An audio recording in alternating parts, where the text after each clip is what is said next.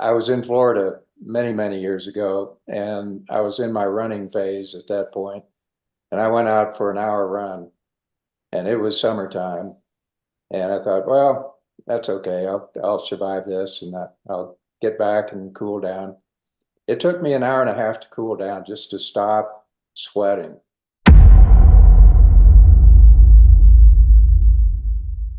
Yeah, most of my career was sitting on my butt during the day. That's why it was critical that in the evening, and this went on throughout my whole career, I never went home and sat right away.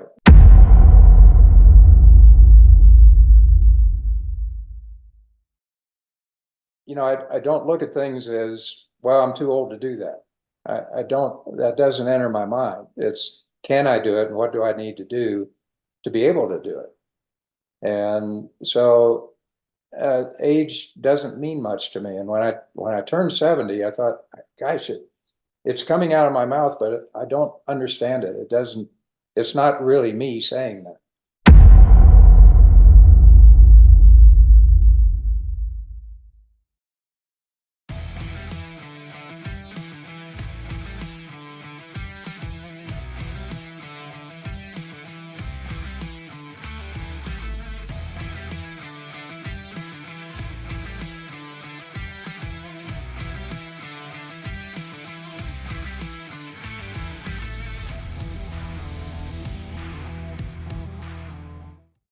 Hey there, folks. This is Sifu Slim, and I am coming to you live with my Vail, Colorado long sleeve t-shirt on, which I'm very proud of.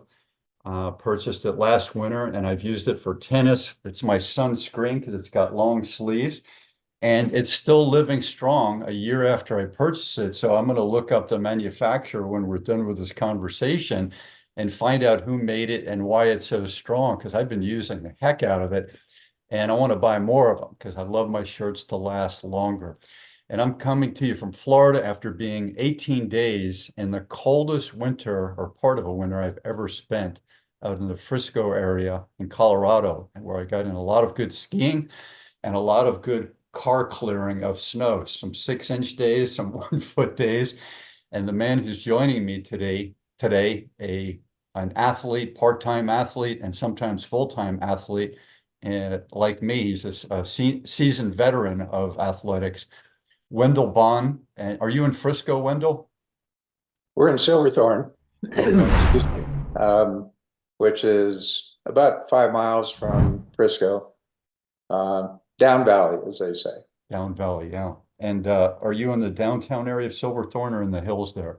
No, we're in the hills. We're on the north edge of town. We're actually not in the city limits, so we live just outside the city, and we're about a mile up a hillside. Great view of the Gore Range right across the valley from us, and spectacular place to be. So I like it very much here. I can't think of any place else I'd rather be. And you have a southern accent, am I correct? Well, that's interesting. People accuse me of that, and I never really hear it in my own voice, of course. But Or they a say rural accent, maybe? Is that correct? Or rural, maybe it's perhaps? rural. I lived in Texas, Lubbock, when I was in my early years, up until I was 9 years old, and maybe some of that stuck. Um, and then, yeah, I lived out in the rural part of Ohio the rest of my growing up years. And so that may be part of it as well. I'm going to show the viewers a video here, if I can get my screen sharing to work. Do you see that on your screen now? Oh, yeah. All right, I'm going to That play looks like this. fun. Is that you? Okay.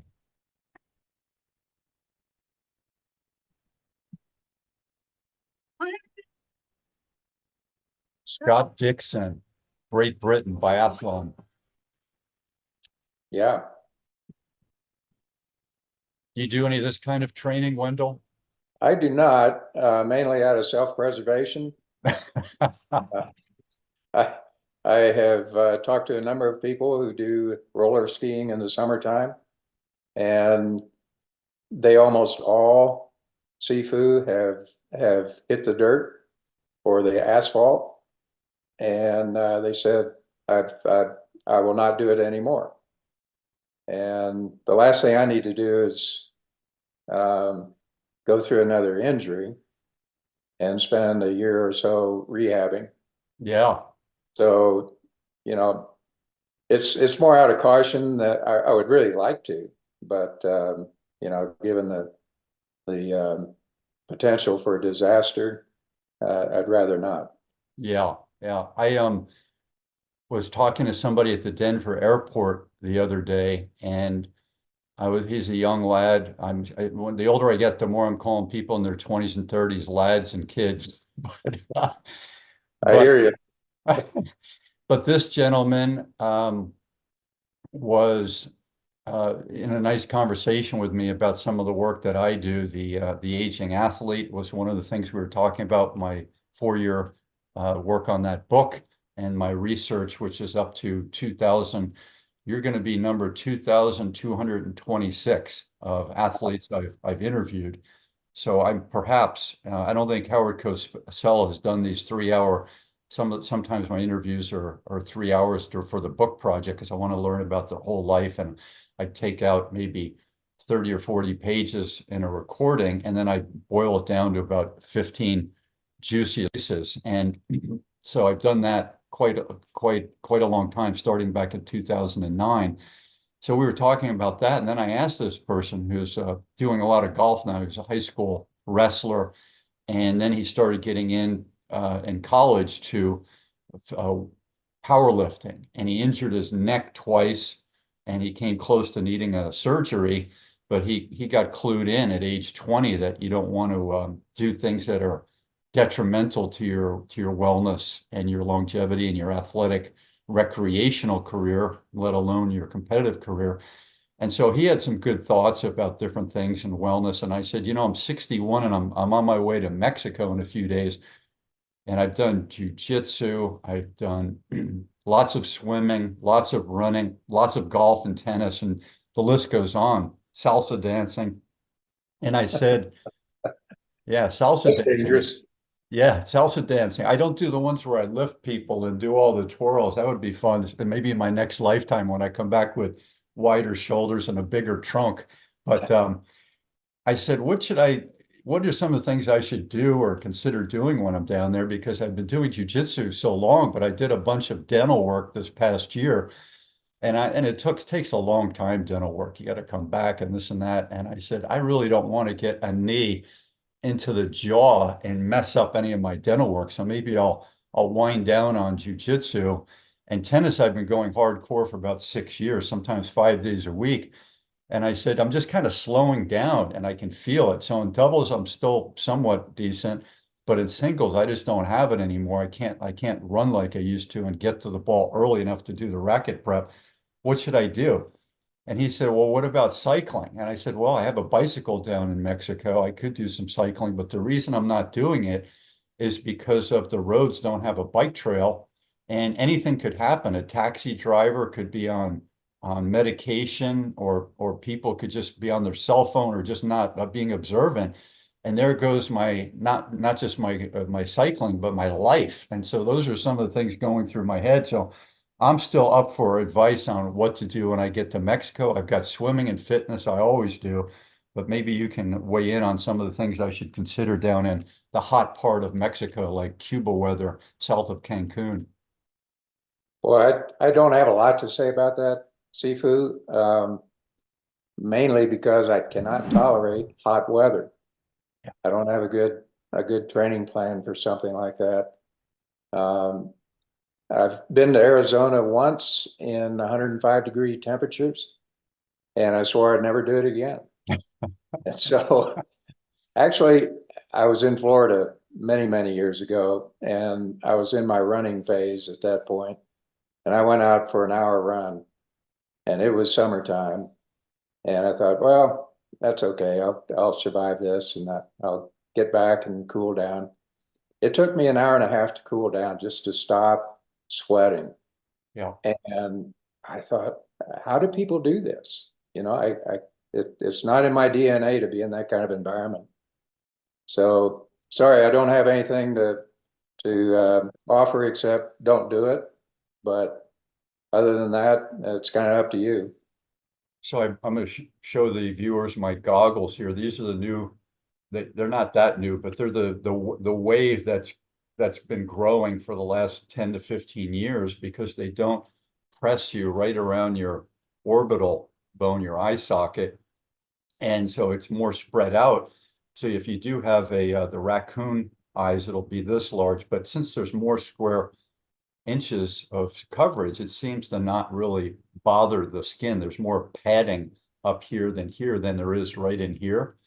Right. And the other thing, it doesn't create like headaches, migraines, and those types of things because that constant pressure here can cause some of those things. So what I was going to mention about this is when I was doing a lot of higher impact sports, when I got injured, I found that there had to be one stroke, and if it was, like a neck and a shoulder injury, I could still do a paddle board and still do a lot of kicking. So the pool has been great for maintenance of my health, enjoyment, a quick workout because swimming is exhausting, and then also therapeutic. So I could keep my blood and oxygen moving while I was rehabbing a hurt neck or shoulder or sprained ankle or whatever I was. If it was a sprained ankle, I could just kind of wrap it and still go out and swim and just not do all the flapping on the one side. So have you ever, Wendell, used swimming as the therapy?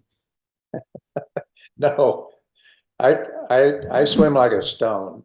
I mean, I sink the minute I get into water, and it's one of those activities that I just don't do. I'm not tuned into water at all.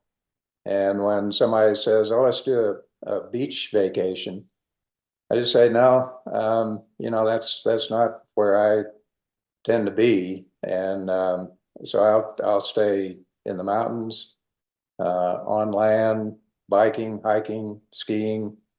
Those are the activities I like to do. And water just they I'm like oil. I don't mix with it.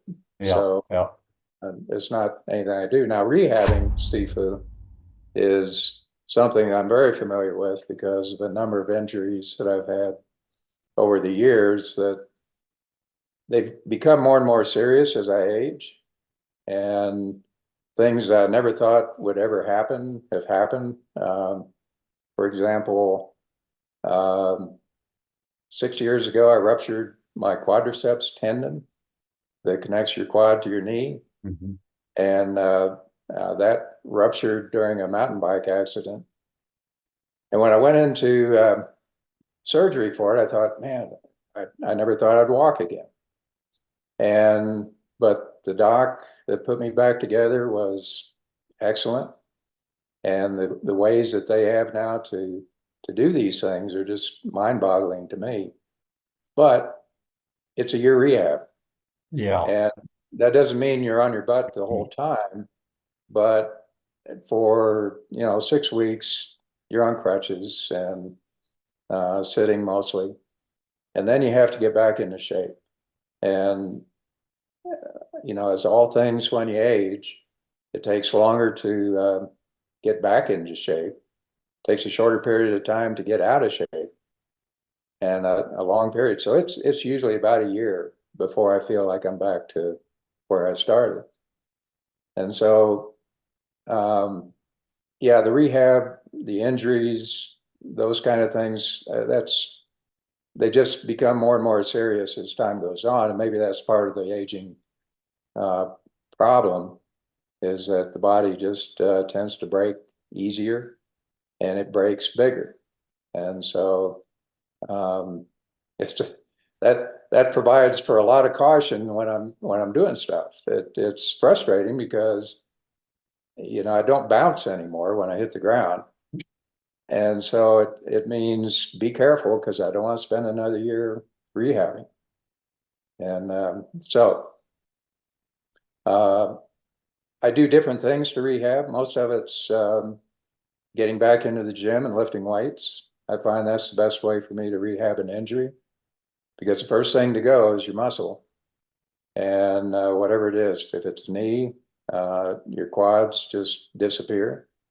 You can still maintain upper body strength and that type of thing. But boy, if you got a knee or an ankle injury or a hip, you're facing some pretty serious atrophy to your leg muscles. And for most of us, I would guess, for most athletes, the legs are one of the most important body parts that you've got. Uh, Hiking, biking, skiing, running, you name it, it is all leg intensive. And that's been my focus for years, well, for decades really, is to keep my legs in condition and strong. And so much of my um, uh, training is directed toward legs, particularly in the weight room. Yeah. So that's where I tend to spend a lot of my time uh, when I rehab, getting my legs back into condition. Because if your legs go, everything else goes. Wendell, have you you've probably seen in the gyms the people pushing those sleds with different amounts of weight on it. It's almost like pushing a bobsled off of its start. And that seems to really have grown over the past 20 years. I'm not even sure when that was invented or if there was some ancient invention in the Roman times, and then it advanced to the gym type of things where they can control the weight better and have a coach there telling you what to do, and it's very popular. Have you ever done any of that sled pushing? No, I've seen it. Our gym doesn't have that. So other gyms I've been to, I've seen it. But since it's not anything that I can do regularly, I haven't, ventured into that part. Most of what I do are lunges, and everything I do is single leg. So I don't do double leg. It's too easy to get out of balance if you're doing double leg squats, that type of thing where you're using both legs at the same time. It's awful easy to favor one side or the other, and pretty soon you're out of balance. That can lead to injuries and less efficient way of going about your training or participating in an event. So everything I do is single leg, lunges, leg curls, anything that I do is always one body part at a time. Your height and weight at your largest in your 20s, and then your height and weight now. Well, there was a time in my late 20s when I let myself go, and I was I'm now 5'7". I was probably about 5'8" at that time. And so I thought, well, I got kids. I can't really do all the things I used to do outside. So I'll just try to maintain my body weight as best I can. And I not bulked up. I got up to 170 pounds I've never weighed that much ever and haven't since. But what shocked me about it, I was building a sandbox for my kids, and my wife at the time took a picture of me in a pair of shorts building this sandbox, and she showed it to me. And here's this gut hanging out over my shorts. Oh, And I saw that and I said, okay, I'm done. I'm back in the gym. I'm back to running, get on my bike.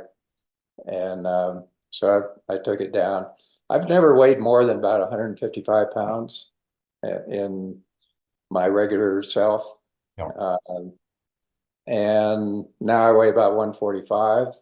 I'll get up to about 150 when I stop training during the off season. But most of the time I'm about 145. So Wendell, when I saw you, I thought you had strong hands and perhaps a strong grip. Where don't you have weight in your body? Or is it evenly balanced that you're just not excessively large in any quadrant? Yeah, I think it's probably what you're saying there. There's not any one particular part that is lighter than it should be. One place where I lost muscle another injury that I had was a ruptured disc in my back in an exercise class of all things. Ooh. And um, there was a move that required a jump backwards off a step. And when I hit the ground, um, it fractured, actually broke a chunk of a centimeter in diameter off the disc, and it hit my sciatic nerve. Oh. And it killed all the muscle from my hip down to my heel. Oof. I mean, I couldn't do a calf raise. I couldn't walk normally. And so after 6 months, I went to see a guy, and he said, here's what I'm going to do. I'm going to teach you how to get your back to relax. Okay. And we're going to get spinal fluid moving through that area. And it's going to create healing where you've injured this particular part of your back. And so I went through this with him for 6 months, and sure enough, pretty soon the muscle's coming back. I can walk normally. Had an MRI. The disc that had been mashed up against my sciatic nerve was gone. And so whatever he did and his theory behind it, it worked. The only problem I had was I lost about a third of my calf on my right side because of the impact of that disc against the sciatic nerve, killed part of the sciatic nerve, and that affected the rehab on the calf, and that muscle never came back. So, but that's the only body part that I would say is lacking at this point. So your right side, does it have to be, or does your left side have to compensate for the weakness on your right side when you're doing your Nordic skiing? I don't notice that. I don't think so. The body's an amazing thing. It'll compensate, and it'll even though I don't have a portion of my calf, the other part of my calf takes up the slack. It's not like, the whole thing just disappeared. So there are other parts of that calf that are much bigger than on my left side, and that's taking up the slack from what muscle I did lose. So I don't notice that. There is a little bit of a endurance I notice in the gym when I'm weightlifting. There is some endurance, some lack of endurance in that calf compared to the other side, but that's about the only thing I see. Let's show people a little bit about Nordic skiing and biathlon so they can get an idea of what's happening here.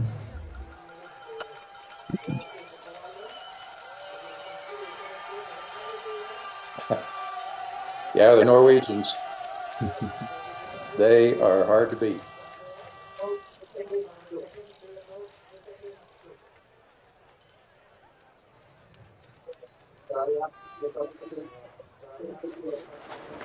This woman's ahead of the pack. Yes, she is. Boy, that's some nasty weather too.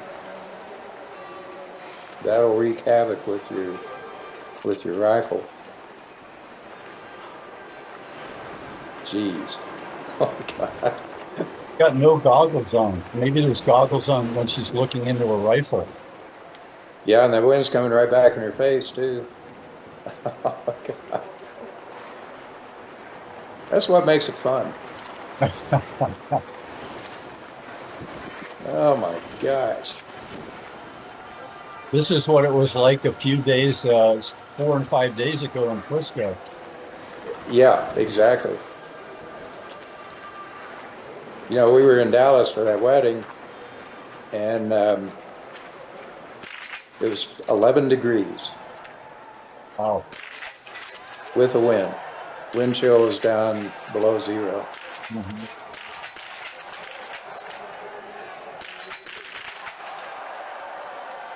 Does that mean Okay, so if somebody still has a black dot, that meant they missed one target. Well, that person got all the targets.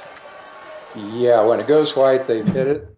If it stays black, they've missed. And for every miss, you have to do a penalty lap, which is 150 meters. Hmm. So they're adding distance and time to their competition. And biathlon is an interesting sport because you can be a good skier and a bad shooter and still win, or you can Hmm. be a bad skier and shoot like crazy and be very accurate and uh, win that way. There are a lot of different ways, and people there are competitors that will be out in front by 30 seconds, 40 seconds, and they'll come in and have a disaster on the firing range, and all of a sudden they're back in second, third, or fourth place, struggling to get back up to first. So it's an interesting sport to watch and an interesting sport to participate in. For me, it's just survival. I'm just trying to get around the lap and do a reasonably decent uh, shooting. 3 out of 5 is what I consider excellent for me. I still have to do 2 penalty laps for each uh, lap that I do. If I miss 2 on each lap, then I've got to do 2 penalty laps. But it adds a whole new dimension to Nordic skiing, and it's another one of those challenges that adds interest to whatever you're doing. So, Wendell, could you share with us your age at the last competition that was sort of a memorable competition for you? And maybe walk us through the months preceding that competition, what your training was like, your diet, your sleep, all these things. And, kind of a memorable competition. It doesn't have to be your last one, but if it is your last one, you want to share a little bit about that would be fun. I think the most memorable one, Sifu, was when my wife and I decided to do the triple bypass on our tandem. And we've ridden a tandem for a number of years, and very few people, you don't see these things very often at these bike events. But the ones that we saw looked like a lot of fun. So we decided to buy a tandem and learn how to ride it, which we did. And Did you have to shoot 1, 2, 3, shoot with your fingers 1 and 2 to see who got the front seat? Hi, this is Sifu Slim, author of The Aging Athlete. In this book, you're going to get to hear about 2 different groups of former high-performance athletes. One group, which is made up of 90% of the former athletes, does not do physical activity on a regular basis and tends to suffer the consequences of a sedentary lifestyle. The other group, which is made up of 10% of the former athletes, is doing physical activity on a regular basis and tends to thrive through the aging process, or at least has a better chance at coping with the aging process. We could have taken these folks to a lab and done all kinds of tests on them. Instead, we slowed them down and sat them down and asked them, in their own words, to describe why they're wired the way they are, so that we all, former athletes and non-athletes, can use some of their inspirational and motivational and mindset lessons in our own lives. I hope you pick up a copy today. You can go to theagingathlete.com, and when you have a chance to read it, I'd love to hear back from you to find out what your thoughts are on the stories of these aging athletes.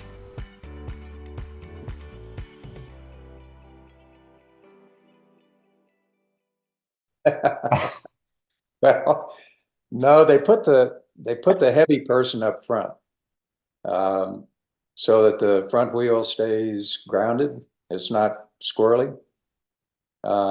So that the heavier person goes up front. And my wife is 5'4" and 115, 112 pounds. Mhm. So she sits on the back, and I have to give her a lot of credit for being able to do that. She has no controls. All she does is pedal. She can't steer. She can't shift gears. She's riding back there and just putting out the effort. And that takes a lot of trust. And as we go downhill, I made the mistake of giving her a computer for her handlebar on the back so she could see how fast we're going and how far we're going.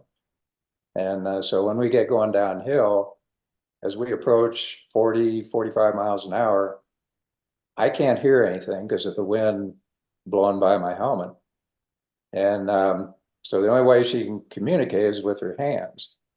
And so as we're going downhill and we hit 40, I feel this big whack on my butt. And that says, slow down. Don't need to go any faster. And so there's hand signals, but it's not like this. It's more like that.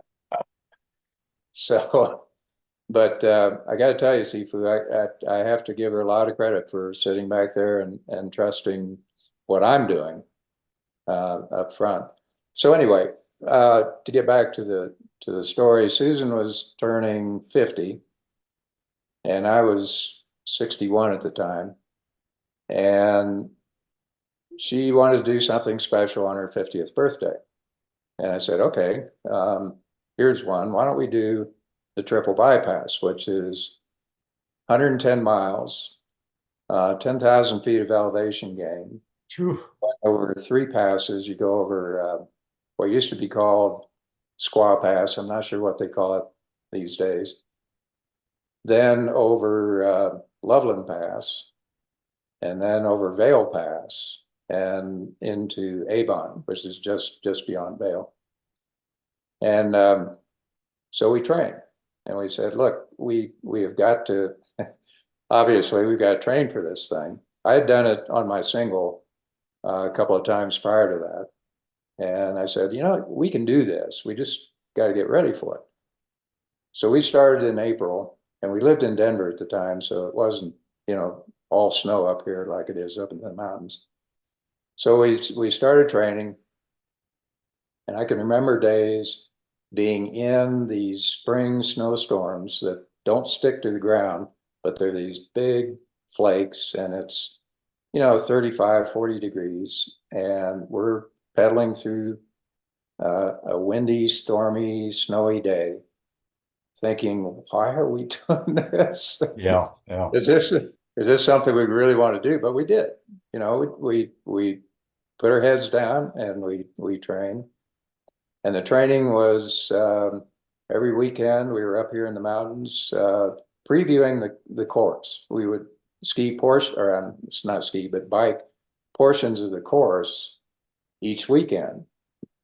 And so that we got familiar with what we were going to face when we put the whole thing together. So each weekend we were up doing different parts of the course. And during the week we were in the gym doing both stationary bike and weightlifting. And then every Wednesday night we would ride up Lookout Mountain, which is just outside of Golden. And that's about a 5-mile ride uphill, I don't know, 1,200 feet of elevation gain. So we were getting our fix on uphill distance and uphill training. So we did that up, and the ride was around the 4th of July, it was right after the 4th of July. So from April through to the end of June, we trained, we watched our diet. I freaked out if I started to put on 2 or 3 pounds, and started to cut back on whatever it was I was eating that wasn't a good thing to have. And so we trained steady, and we managed to get up to race time. And what we did, we kind of paced ourselves. We didn't go all out right at the beginning of our training. We kind of built up to it through June, and then we took a week off prior to the race, so that we would give our body a chance to calm down, get prepared for this, and not be burned out before we even started the race. So we What took a was, week what was off. that week off like? How did your body feel and how was your sleep? Sleep was always good.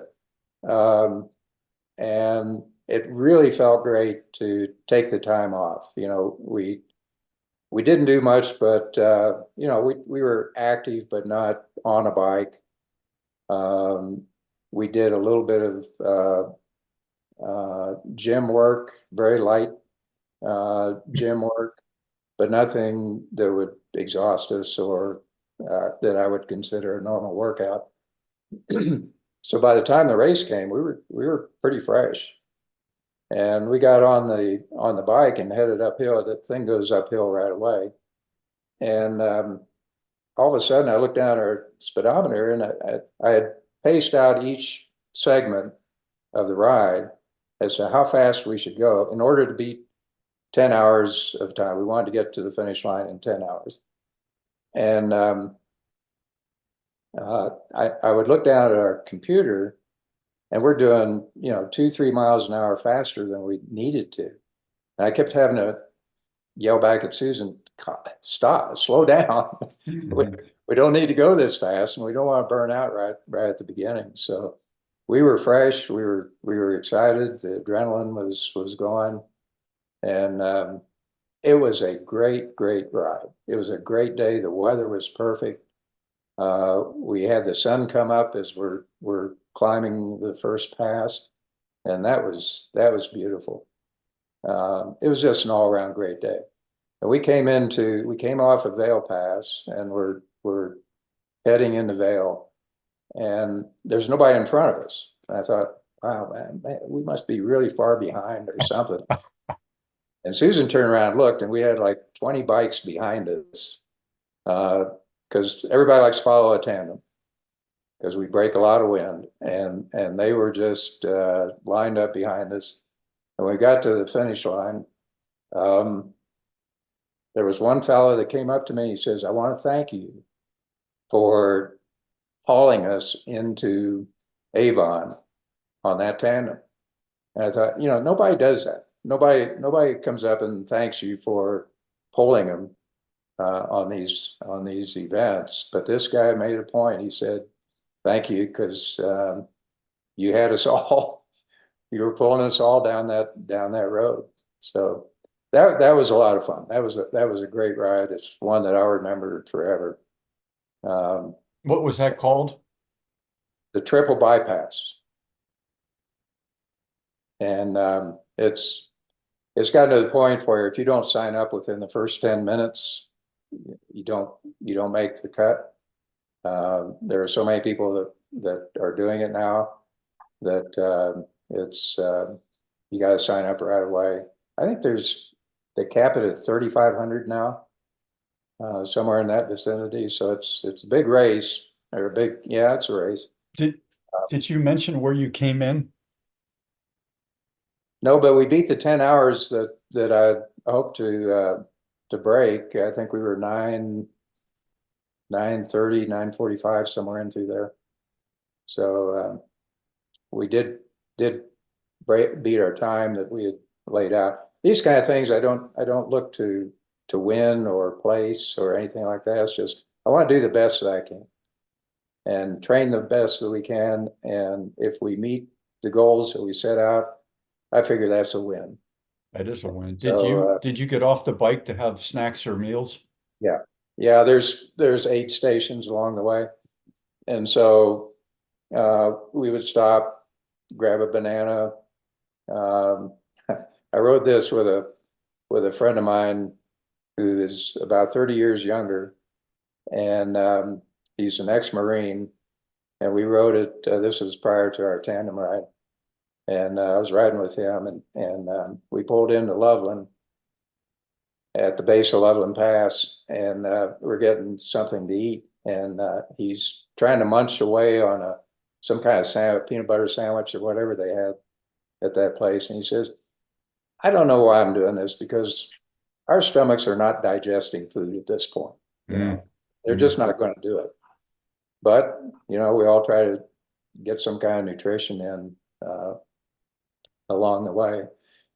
So there are spots Sifu, where you can pull off, rest a little bit, get something to eat, and then get back on and go. So it's a well-organized program, race, finish line, completion area, therapy, medical emergency. It's a fully developed Fully event. supported, yeah.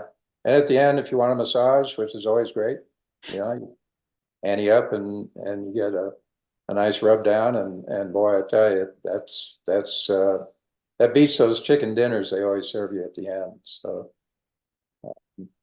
yeah, they most of these big events are well supported, and they're fun to do. It's always nice to see someone else suffering just like you are. So I've been watching these Nordic biathlons, for ages since I was probably 5 or 6 years old. But watching the Olympics and any World Cup or whatever they showed you on the ABC Wide World of Sports. And I thought this was interesting. I didn't know when I was 6 and 10 and a young lad that this has a relationship in warfare, Nordic warfare. But maybe talk us through how you came to know about Nordic biathlon and how long it took you from the first time you saw it to start asking some questions about its history and then seeing where you might fit into the sport at some point, and then how you first got into it and bought your equipment and learned the skills. Yeah, Sifu, that's a long story. It really started when I was still working, and this would be 10, 12 years ago. A friend of mine, one of the engineers I was working with, came in one Monday morning, and he said, "You got to do this, man. This is fantastic." I said, "Well, what are you talking about?" And he told me about this biathlon that he participated in, and he was just high as a kite. I mean, I just thought, well, okay, I got to look into this and see what he's talking about. I knew a little bit about the ski and shoot from things I'd read about World War II and how The Finns. the Finns, yeah, fought the Russians, and it was skiing and shooting. I thought, man, those are some tough dudes to do that kind of thing. And particularly in the winter, and particularly that far north, I mean, it's just mind-boggling to me. So fast forward to one of the Olympics, Winter Olympics, and they have biathlon. And so my wife and I had turned it on and watched this, and we thought, that looks like a lot of fun. And we'd been Nordic skiing for maybe a year or two prior to that, and we saw this biathlon and thought, well, my buddy talked about it, so let's see what we can do. So Snow Mountain Ranch up north of here puts on a clinic where they certify you to shoot a rifle, and then you go out to the range and practice. You get a taste of what it means to shoot at one of these targets. And the targets, if you're shooting prone, you're shooting something that's about that big, Mm-hmm. at 50 meters. That's like a hockey puck or smaller? Smaller, Mm-hmm. more like a golf ball. And then if you're standing, it's a little bigger. It'd be about like that, maybe a little bit larger than a hockey puck. And so you get a chance to get a sense of what it means to look through a sight, and you can't see this thing. You see the big one, and inside that big one, there's a smaller circle. So when you're prone, you have to hit that smaller circle, but you can't see it. And so what you're trying to do is get that big black target centered in your peep sight, and just try to keep it there. So when you fire, the bullet's going to go right into the middle of that big black one and hit the smaller target. So we went out to the range, and by golly, we hit some targets. And we thought, hey, nothing to this, until we started to actually do it. Mm-hmm. Then it became, okay, now you gotta carry the rifle, as you ski. And so the first thing we had to learn to do was ski, because we didn't know how to ski very well. Still don't. I mean, skate skiing for biathlon and skate skiing in general is a very technical exercise. It's a you know, it looks easy, but it's hard to do. And I looked at it years ago and I said, well, how hard can that be? Until I got out to do it. And then I realized in order to do it right and to do it with some efficiency, you really have a lot of technique that you have to work on and learn. So anyway, we learned how to ski adequately. At least we could get around the course. Carrying the rifle, which is anywhere from 8 to 10 pounds extra weight. You got to learn to carry that uphill. And then the real challenge is to, as everyone knows, you got to get your heart rate down. You got to get your breathing under control. And so when you hit the mat, you're not panting, because you'll never steady the rifle to hit anything. So you really have to learn breathing techniques and what they call a range procedure, which starts when you're coming into the range. Get your sunglasses up, start to calm down, slow down your skiing, hit the mat, get down into your prone, get your rifle off, get it set up, and all this time you're thinking, calm down, get your breathing under control. And for me, if you watch the pros, they come in and they hit that mat and they've got that rifle off really quick, and they are shooting pretty fast. I mean, they're ready to take a shot real quick, and they shoot between targets. There's not much time at all between targets. They go bang, bang, bang, and then they shoot their 5 shots and they're up and out of it. For me, it's more important that I can get my breathing under control so that I'm somewhat steady when I shoot at the target. And if I miss, that's 150 meters that I've got to ski extra to get around. So I figure, okay, I'll take a few extra seconds to get my breathing under control and take the time to do that, rather than try to go as fast as I can to shoot the target. So I'll take my time so I don't have to ski, which I know I'm going to do because I'm not that good at a shot. I'm going to ski at least 2, maybe 3, maybe even 4 penalty laps if I don't get things under control. So I'll take my time. In standing, I'll stand there for 5 seconds, maybe even 10, just to get my breathing under control before I take a shot. Let's see how long it takes these people from the time they ski in till the time that they they start shooting. I think they're in and out usually within 20 seconds.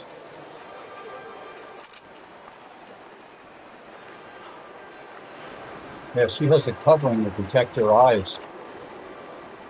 Yeah, some do that to avoid distraction, Ah, so that things on the sides don't bother them, like this other person is pulled up to the she mat just next. lost her sunglasses. Watch this.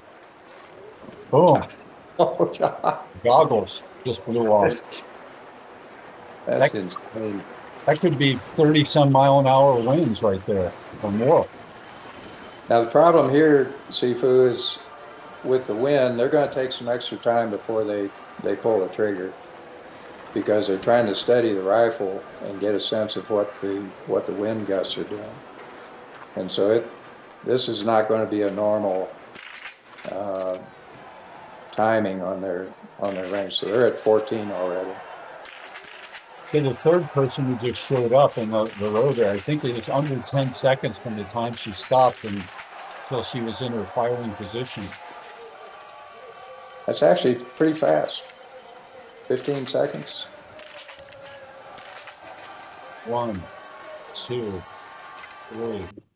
Oh, I missed that one. So pretty quickly, that person was on her knees within 2 seconds. and pulling a rifle off. Pretty Yeah. impressive. Yeah, I think the timing I was talking about, they usually time them from the time they enter the range till they leave the range. Got And it. that's around 20 seconds for most of them when they come in. But yeah, some of them are they're pretty quick. I'm going to show you a video of Frisco that I made the other day out at the park where they have skating out behind Meadow Creek Park by Whole Foods. And it was so cold that I didn't want to go ice skating. This doesn't sound, I didn't want to take my mittens off to put my skates on, and you know how you got to get them tight, and if they're stiff, they're in your car at 5 below Fahrenheit, 5 below Oh, yeah. zero. I didn't want to mess with all that and have my fingers freeze while I'm trying to get into my skates. So where were you skating? At Meadow Creek Park behind Whole Foods, I was going to go skating, and this is this little Of rent that's exorbitant because this is a destination, a resort they're cleaning off the snow destination here at town, Meadow Creek Park. Frisco, near Breckenridge Ski Resort. Resorts of Keystone, A Basin, Copper Mountain, Vale, and other ski resorts in this area. Lots of condos, hotels, apartments, and homes. And we're in the Rocky Mountains on a cloudy day, which is because it's been snowing. So just wanted to share with you why Frisco is working and why it's such a nice place to be. It's close to Denver, no traffic. It's about an hour and 50 minutes, about an hour, maybe 2 hours and 10 minutes from the Denver airport. And little towns you can stop on the way, Georgetown, Idaho Springs. You can go to Golden, Colorado and visit the Coors Brewery. So I was making a little video out there on my non-skiing day and turned out to be my non-ice skating day about how nice Frisco is. And I think a lot of it has to do with this $37 million budget that the town of Frisco has to work with. And so for the people who don't like the fact that there are a lot of there are tourists there in the winter and the summer mainly, and a lot of businesses closed down in those non-summer, non-winter months. And then the locals who like that remote area with a lot less people, they enjoy it. But that money from those tourists and, you know, all the hotels being full when I was there around Christmas and past New Year's, it allows that budget to be fulfilled so that, in my opinion, everything seems to work that I can see in Frisco. The roads are clear, the ice, they have 3 ice skating areas. They're all well taken care of. Some are corporate and some are town owned or responsible by the town.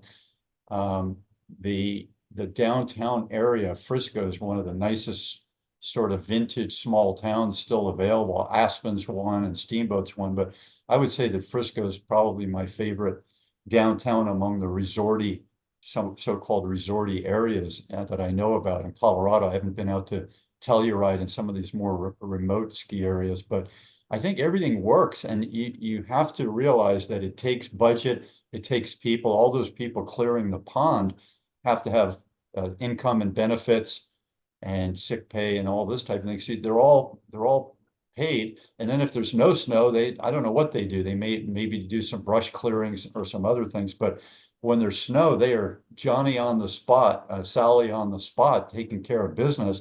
And when I left Frisco a few mornings ago, I saw just in my drive from down on Minor Street off of the main street in downtown, just on my drive out to the light by the recycle thrift store there, I saw 5 different snow clearing apparati doing their thing, and they do a good job. And I imagine, I haven't been there in the summer, but you can tell me, do they take care of the public places and the roads and the streets, everything in the summer just as well as they do in the winter? They do, Sifu, and if you ever come out in the summertime, it's not as big a time as ski season. There aren't as many people, but there are a lot of people here in the summertime. And again, you have the support people that are taking care of clearing paths, the hiking paths and the bike paths. You know, during the winter and spring, there's a lot of windfall into these trails. So there's a whole network of trail maintenance crews that go out and hike the trails, clear all the dead wood and trees that have fallen across the trails and clear them out. And boy, I tell you, they are worth their weight in gold to do that, because some of these trees, you can see where they've cut them, and there are a bunch of trees that go down and it would essentially block the trail. You could not get around them in some places unless they cut them out. So there's that type of thing. And of course, along with, in the wintertime, you have the ski rentals. Then there's bike rentals, and everybody's renting a bike. E-bikes are the big deal now. You see a bunch of e-bikes rolling up and down the trails. And that provides, I think, a lot of opportunity for people that might not come to the mountains normally to be able to come up and enjoy getting out and getting on a bike and having some fun up here in this area. So yeah, I would say it's very comparable to what they do in the wintertime. It's just we don't have that as many, but it's becoming more and more a Popular. place to come in the summertime. Do you think it's 50% less than the ski season? Maybe not that low. I'd say it's more 60, 70% of what you see in the ski season. There's a lot of traffic here, summertime. And people, well, particularly during the pandemic, that's when things really exploded, both in the wintertime and in fact, we saw so many people Nordic skiing during the pandemic because they needed to get out. They didn't particularly want to downhill ski, but they wanted to get out and move around. And Nordic skiing is perfect for that. So there was a big increase in Nordic skiers in the wintertime. And in the summertime, man, they were up here from Denver, hiking, biking, they were everywhere. And that's calmed down some, but it's still a good population of people coming up here in the summertime as well. I'm going to do a little show and tell of things here. There's a nice, I forget what we call yellow apples. Do you remember what we call these yellow apples? Golden Delicious. There we go, Golden Delicious. Yeah. Red Delicious, Golden Delicious, Macintosh, the Japanese sounding one. Oh, can't think of it right now. Can't help you. So there's an apple, and there are some pad thai noodles in a box. And then I've got some really high-end crackers here from Trader Joe's.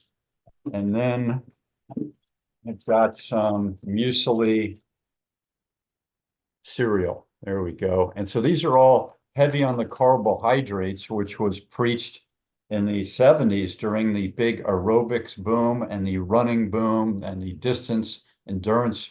A lot of talk about carbohydrates. And now they have all of these gels and goos that people have been using to get those carbohydrates, their glycemic index up when they're losing that ability to convert fat to sugar, and they've depleted all the glycogen in their muscles and their liver, and so they're filling them up of these substances. So do you take carbohydrates with you when you're doing your endurance training or competitions? And if so, what do you take with you? Geez, Sifu, it sounds like you've really dug into this nutrition business. That's actually a really important point. What are the balances that you want to deal with when you're training and when you're in an event? I can only talk to myself about what I do, what my wife and I do if we do something together. Um, and it may or may not fit in with the mainstream ideas about nutrition. But there was a time when I was running and doing running events where carbs were the big deal. And yeah, I would carbo load the night before a run. Carbohydrates were kind of a mainstay of my diet. As I got away from running and got into weightlifting, then protein became the big thing. And I cut way back on carbs and got more into protein, and kind of stayed with that. I didn't go back seriously to a lot of heavy carbohydrate loaded diets after I went into the weightlifting and biking and what we're doing now in Nordic skiing. To me, protein is one of the more important nutritional things that I'm involved in. And when I look at what I had been doing for protein, and to back up just a bit, for anything that I do, it's always, I've got a load of goo packets, and goo is my go-to nutrition while I'm doing an event. So I'll have a load of goos. And I used to put stuff in my water bottle that had carbs and a little bit of protein in them. But I don't do that much anymore, just straight water. And I rely on the goo, particularly the goos or any of the gels that have amino acids in them rather than just sugar. I think that's important as well, to get some kind of proteins. Yeah. So anyway, I'm leaning more toward protein at this point. I tried here just within the last few months of meeting what I learned on YouTube ought to be my protein intake for a healthy diet or whatever. And I found I was putting on a lot of weight as a result. Not a lot, but I was putting on 2-3 pounds. And I had a roll of fat around my gut that I just didn't want to have to deal with. So I've cut back on the amount of protein, but to get the amount of protein that is recommended, it's a lot of food. And so I've had to kind of temper that a little bit, and not to any adverse effect. I don't feel like cutting back a little bit has hurt, but I am getting more protein than I used to. And I think at my age and with what I'm doing, I think that's critical. Probably a little more critical than carbohydrates. Carbohydrates, I think, are important in the morning of a race and during a race. But outside of that, for me, at my age, all it does is add to the roll of fat around my gut. Mm-hmm. So Wendell, I'll show the viewers and you a couple of things I picked up at Trader Joe's, and these are my emergency rations, just like if you were in World War II and you've got your sea rations. So these are Alaskan pink salmon, 6 ounces each. And as a person who's tall and thin, called the ectomorph build, like Michael Jackson and Gilligan, as I mentioned to you before, Gilligan, I burn through any foods, fat, protein, carbs. So if I'm in a hotel or I'm at the end of my stay somewhere, like in Colorado, I might try to wind down all the stews and the bigger meals that I've been cooking, and then have these for my last day or for an emergency. Like if there's a big blizzard and I can't get out to the store, these are my emergency rations or my hotel rations when I'm traveling. And then here's some black-eyed peas up on the top. So the black-eyed peas would have carbs, protein, and some fat, I would believe. And if you mix That takes these, me back to my days in Texas. yeah, you're famous for black-eyed peas, right? So here's two things that I can combine, the 2 cans of pink salmon and the black-eyed peas. in some sort of a ball. Paper balls are not as good but they might be available at a hotel. But usually when I stay somewhere a long time, I'll go to the thrift store and pick up a square Pyrex thing that's pretty sizable, but still can fit in the microwave. So these three have a lot of content of calories and fat, carbs, and protein. And then what I'll do is I'll put an avocado after these are done cooking or warming up in the microwave. I'll put an avocado in there, and then those crackers that I showed before. And then I've got a meal that could take me through the next 4 to 5 hours. And since I'm doing maybe 2 hours of fitness training a day, maybe an hour and a half in the morning, a half hour in the evening with some stretching during the day. And then sometimes I'll throw in a sport with that. So skiing, tennis, swimming, or something else. So I have a pretty active life. And that the main reason I do it is because I do a lot of writing and research and emailing. And so I have a very sedentary life the rest of the hours. Maybe as an engineer, you could tell me if you were on a computer, or in the beginning, if you were standing. How did your life, you were an engineer, is that correct? Geologist. Oh, geologist. Were you in a moving role, or more of a stationary desk, or high like those what are they called, the architect's desk where you could...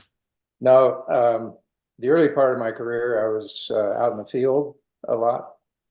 So hiking, climbing, doing field geology. And then as I transferred from that into the office work, then it was sitting at a desk with didn't have a computer right away. Those were back in the days when in football we wore leather helmets, and in the office there was nothing but a clean desk and nothing on it except all the trash and papers that I meant to read that I never got to, and books and that kind of thing. But as the computer came along, yeah, it became more and more computer-oriented work. Yeah, most of my career was sitting on my butt during the day. That's why it was critical that in the evening, and this went on throughout my whole career, I never went home and sat right away. It was go home, get on the bike, get on running shoes, go to the gym, whatever it was at that point in my life that I was involved in. That's what I did before dinner. And so it was just a consistent way to kind of clear my head, clear my body, and get ready for the evening with family. So yeah, your nutrition there, the cans are interesting because I was raised on canned food. My dad was a single parent. My mom died when I was 3, and he never married, so he's raising 3 boys. And he all he could do, and we lived out in the country, so it wasn't easy to get to the store all the time. So he bought canned goods. They stayed on the shelf. They didn't spoil. And so I ate a lot of canned food. To this day, seafood, my lunch consistently is a can of tuna or a can of chicken or a can of salmon with a big glob of yogurt on it. Mix it all together. Throw in some pickle relish and mustard. And that basically is my lunch. And 20 grams of protein, good chunk of lysine, which is a muscle maintainer. So it's not just it's not just protein, it's what's in the protein that I look at. And so tuna, chicken, all those things have pretty high volume of lysine within them, which maintains muscle function and muscle mass. And that's one of the discouraging things about aging is losing muscle mass. Yeah. Why I'm now 145 instead of 150. Mhm. It's, I'm losing muscle mass as time goes on. The only way to slow that down for me is weightlifting, and just keep as much muscle tone and bulk as I can, because you need it. For what I do, I want to maintain as much muscle mass as I possibly can. Otherwise, everything you do becomes a sufferfest. You go out for a hike, man, this is really hard. You go out to ski, man, this is really hard. I don't want to be in that space. I want to enjoy it. I want to have fun at it. And I don't want to feel like it's just a big burden to go do it all the time. So again, maintaining muscle mass is job one at this point. And bone density is also enhanced when you're doing all that weightlifting. And that's something through the aging process that we lose is bone density.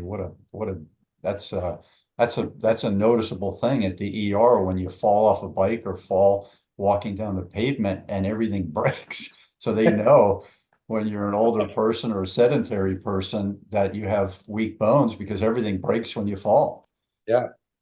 Well, Sifu, I haven't had that trouble with my bones. It's my tendons. It's the tendons for me are the things that break. Mhm. I haven't, last break I had, amazingly enough, was in an avalanche class, and broke my ankle skiing off a hill where we had just tested the snow, and everybody was having trouble getting back down the hill because there was a thin layer of snow and underneath that was ice, and people were falling. I fell, and the tips of my skis went into the snow and rotated and broke my ankle. But other than that, that was a number of years ago. I've hit the dirt a number of times, and the injuries are more tendon related than they are bone related. And so that's you're going to break something. And there are times when I think, gee, I'd rather break a bone than a tendon, because a tendon's a hard thing to heal and rehab. But they're all bad. So there's no one that I would rather choose over the other at this point. So we were talking about, this is the last thing, and then we'll wind down here. We were talking about the aging process, and here I had mentioned to you when we met in Frisco that I had the opportunity to interview Billy Kidd maybe 8 years ago, and he was in his 70s at the time, and I was in my 50s, and I asked him about Jack LaLanne and who he was talking about. And Jack LaLanne, died at 96, still doing these workouts all the time up until months before he passed. And he told me in an interview, Jack LaLanne, way back when in the 90s, he said, I'm not the godfather of this, and this. He said, this other guy is. He's 90. He was in his 80s when he told me this, maybe early 80s, late 70s. And he said, this other guy's in his 90s and he's a horn dog. And so I mentioned that to Billy Kidd here, who is, likes the female of the species as well. And here's what he had to say. And you got a better chance of going to the Olympics. You mentioned Keeley and Clommer getting to the end of the run. So this is in their competition year. So my take on wellness is that, don't you want to be, Jack LaLanne said one of his best friends is a horny old 94-year-old guy.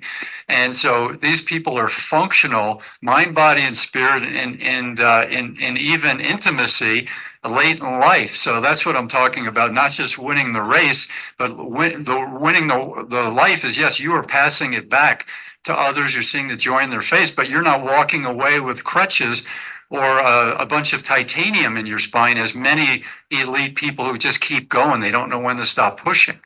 Well, the guy that Jack LaLanne was most likely talking about was Banana George Blair. Do you know him? I haven't heard of him. Okay. Look at the Guinness Book of Records. He's in there on 2 different pages. He had a house here in Steamboat. He gave up skiing at age 75 to take up snowboarding. He snowboarded from age 75 to age 92, and he died at age 99. So he's in the Guinness Book of Records on one page as the oldest snowboarder in the world, and on another page as the oldest barefoot water skier in the world. I have seen him. Okay, Yeah. always in yellow, banana. That was his favorite color. That's why they called him Banana George. He had a house here in Steamboat. Fascinating guy, absolutely fascinating, because he loved what he was doing. And he loved teaching kids and people how to barefoot water ski. When I visited him in Florida with my family, he taught my 3 kids and me how to barefoot water ski. He just loves teaching people how to barefoot water ski. Well, most people, come on, barefoot water skiing, I'm not crazy. You take the worst falls. So Banana George invented this system to teach barefoot water skiing in his boat. From the center of the boat, he's got this Boom. a boom Yeah. bolted to the floor that comes over his head and comes right out here. Then he's got a boom right in front, so that you sit in this little rope harness, and then you hold on to the bar, and now he drives the boat. And when he gets to the right speed, he says, okay, put your feet in the water. Okay, now lean forward and stand up slightly and slowly. What? And within 60 seconds, you have become a barefoot water skier.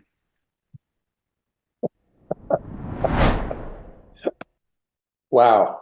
Yeah, he's a motivated guy, Billy Kid, and this Banana George is somebody I have to look into. I mean, imagine that guy dies at 99 and he's just so much vitality. Yeah. So you haven't asked, but I'll tell you, I'm 76, and the mantra up here where I live in this neighborhood is age doesn't mean a damn thing. And it's true, because we have a friend who is 80, he's 81 now, and he just hauled the head of an elk that his sister shot. And he's got this massive head with a massive rack on it, and he's hauling it up. It had to be a 45 degree slope. This thing had fallen down into a ravine, and the only way to get it out, of course, is to haul it on your back. And he's carrying this daggone thing on his back like no big deal. And I think he's very much like Banana George, was it? Yes. Same kind of thing. He's got a lot of vitality. He's great sense of humor. It's like he's 20. And so anyway, yeah, I think that whole, I don't know if it's a function of exercise or whether it's a matter of you exercise because you have this attitude. I don't know which is a chicken and egg kind of thing, but most of the people I know who are former athletes or have just taken up being very active and doing these athletic type of events, whether that kind of changes their outlook on life and they have a whole different perspective on things. I don't know. I don't have a good answer for it. But it seems to be something that's inherent in the people that do these things. They have a vitality about them that, it's not to say other people don't have it, but I see it all the time in what you would call the aging athlete. Yeah, it's wonderful. Thank you, Wendell. When you were speaking about that question, of course, since I wrote Sedentary Nation and then The Aging Athlete and then Raising a Child Athlete, Things You Need to Know, that question has been the top 2 or 3 questions I've been asking myself. Why am I like a Jack LaLanne person? Why are you the way you are at, did you say 76? Yes.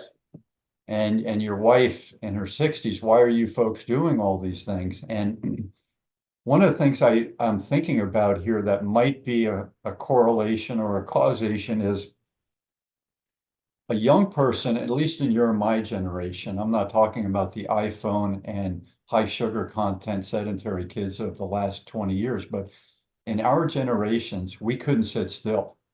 And the teachers knew that, and they were like us when they were kids. So if you have that vitality, 0 through age 16, 18, whatever it is, you want to move. The World War II people going over, they were thin. Their diets, and the American diet was pretty poor. Eisenhower had to change that, when he became the person who started the President's Council on Physical Fitness. The reason he did that is because he knew that these recruits in 1939 through 44, when they were still recruiting people for World War II, he saw these people thin, kind of like my build and your build, but they were doing coffee, high sugar foods, ice cream, and smoking. All those things were common in the late 30s and 40s. All the actors were smoking. Humphrey Bogart, you didn't see him without a cigarette on the movies. And so he saw this and he wanted to change that. So they developed more health modalities, and Jack LaLanne came in and other people came in. But even those people with the poor diets and the poor habits had endless energy because they were young. And so one of my thoughts is the more we can do active things like we were young, the more we might be able to perpetuate the fact that we are young. And so I'm at 61 and I'm doing things that some people consider hard, but the reason I can do them is because I never stopped and I'm just on maintenance. So my maintenance level is not a Green Beret's maintenance level. It's a Green Beret who's retired and who's 61 and who takes care of himself or herself and maintains that. And so the vitality, in my opinion, comes with having your body think that in mind, body, and spirit, that it's still young and capable. So over to you, Wendell, to see if you have any final thoughts on that question. Yeah, I think that's a big part of it because I don't think of myself as a 76-year-old. It doesn't equate. I just find it hard to say I'm 76 and believe it. Because in terms of my outlook on things, I'm still in my 20s and 30s. And maybe I need to grow up, but Into what? yeah, well, who knows? But I don't look at things as, well, I'm too old to do that. I don't, that doesn't enter my mind. It's, can I do it? And what do I need to do to be able to do it? And so age doesn't mean much to me. And when I turned 70, I thought, gosh, it's coming out of my mouth, but I don't understand it. It's not really me saying that. And so, I think that's a part of it is how you view yourself at any particular age. Am I old or am I still vital? Do I still have the same outlook that I had when I was in my 30s, 40s, 50s, whatever it is? And like I say, I don't ever think of, I can't do this because I'm too old. That just doesn't enter my mind at all. I remember you're talking about this being a lifelong process. And the first event that I did, I was 5 or 6 years old. My dad, who was also a geologist, was teaching field courses out in Las Vegas, New Mexico. And he would haul students out from Texas Tech and they would do field geology for the summer. And he took me and my 2 brothers out one summer, and I was 5 or 6, and the final exam was to hike up to the top of Hermit Peak, which was about a 2,500 foot climb, 4-mile distance to the top, 2,500 feet of elevation. And up there, they would take their final exam. And so I did this with my dad and my brothers and all these college students. And that was my first athletic event. And I climbed the whole thing by myself, never had to get picked up or anything like that. And I got to the top and back down.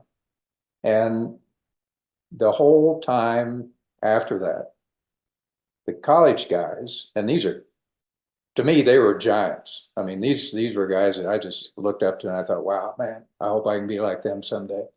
And they kept patting me on the back and they were saying, man, you did great. This is fantastic. I've never seen anything like it, blah, blah, blah. It just went on and on.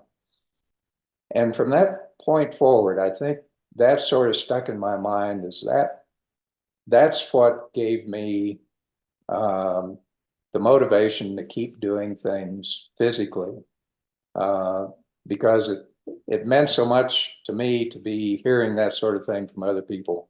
I wanted to keep doing that. And so it became a lifestyle. It became something I wanted to be, and it became a lifestyle. And it just tracked throughout my entire life of being physically active, doing things that were big events, and things that I could walk away from and say, wow, that was really something. I'm glad I did that. Where's the next one? And so, as you say, it's not ups and downs, peaks and valleys. It's kind of a long-term maintenance of an active life and an active way of moving through life. And so that's kind of where, for me, and it took a lot of different forms. It was football, it was track, it was running, it was weightlifting, it's skiing, it's Nordic skiing, it's biathlon, riding a bike, hiking, climbing. I was a diehard rock climber in grad school, and I had visions of doing El Cap and all these big wall climbs. But that came to an end when I had a baby on the way, and I thought this isn't a real smart thing to be doing with that kind of responsibility coming up. But regardless, I've spent time doing lots of different things that were actually just continuation of this active lifestyle that started when I was 5 or 6. Would your past significant others and your dad call you a highly rational person in terms of your decisions and your behavior? My dad probably would not. I didn't tell him much about my rock climbing days. I think he knew about some of the things that I was doing. He never said one way or the other, good or bad. He just said, well, okay, that's what you're doing. That's what you do. He wasn't going to try to stop or direct or interfere in any way, which gave us a lot of freedom. I think the people that had the most influence on me in my early years were my brothers. I was the youngest, and they kind of broke trail for me and kind of laid out the path. They were as active as I was, or I became, and I kind of followed in their footsteps. And so I think they had the most influence. I think my dad, by the time he had enough trouble with my 2 older brothers, by the time I got to that age, he probably had said, you do whatever you want. I'm tired. I can't do it anymore." Was he a scientist during World War II? Yes, he was with the Soil Conservation Service in Oklahoma and Texas. And he could not pass the physical. He had asthma real bad, and 2 kids at home. And so he was married, 2 kids, asthma. And at that time, the Soil Conservation Service and geologists in general were in demand domestically.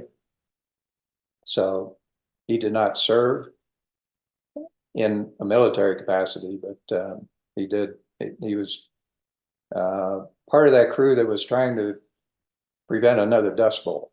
Yeah, yeah. So mapping soils around the Dust Bowl area was a big deal for agriculture and everything else. But yes, he was a scientist. He was a geologist and taught most of his life. He was a professor most of his life. That's a good story for another time. I hope to see you, Wendell, when I'm back in Frisco. I've already reserved my stay there next year, same time, December 27th through January 15th or something like that. So maybe we'll get together and have a hot chocolate and share another story. No, Sifu, we're going to put a rifle on your back. We're going to take you out Nordic skiing. You're going to try this out. It's a great time. All right. I have size 12 shoes, so we got to hunt down some ski boots for me, size 12. You won't even need skis. Feet like that, you can ski on those. Yeah, Banana George would be happy to take me out barefoot skiing with my size 12s. And I'll have Michael Phelps come along with his size 16s or whatever his are, and Shaquille O'Neal with his size 20s or whatever his are. God.